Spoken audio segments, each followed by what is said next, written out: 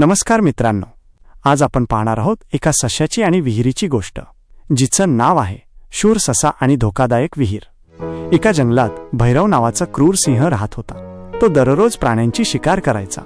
प्राण्यांनी त्याला विनंती केली की ते दररोज एक प्राणी त्याच्याकडे पाठवतील। एक दिवस शशांक नावाच्या छोट्या पण बुद्धिमान सशाची पाळी आली। त्याने मुद्दाम सिंहाकडे उशिरा जाण्याचा निर्णय घेतला। सिंह खूप संतापलेला होता। शशांकने सिंहाला सांगितले की महाराज, मला वाटेत दुसरा एक सिंह भेटला जो स्वतःला या जंगलाचा खरा राजा म्हणत होता।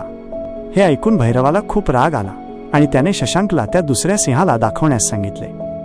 शशांक सिंहाला एका खोल विहिरीपाशी घेऊन गेला। सिंहाने पाण्यात पाहताच त्याला स्वतःचीच प्रतिमा दिसली, जी त्याला दुसरा सिंह वाटली। रागाच्या भरात भैरवाने प्रतिमेतील सिंहाला हरवण्यासाठी विहिरीत उडी मारली। विहीर खोल असल्याने सिंह बाहेर येऊ शकला नाही आणि बुडून गेला। शशांक सशाने आपल्या धैर्याने आणि बुद्धिमत्तेने संपूर्ण जंगलाला क्रूर सिंहाच्या त्रासातून मुक्त केले। व्हिडिओ आवडल्यास व्हिडिओला लाईक करा आणि चॅनलला सबस्क्राईब करा।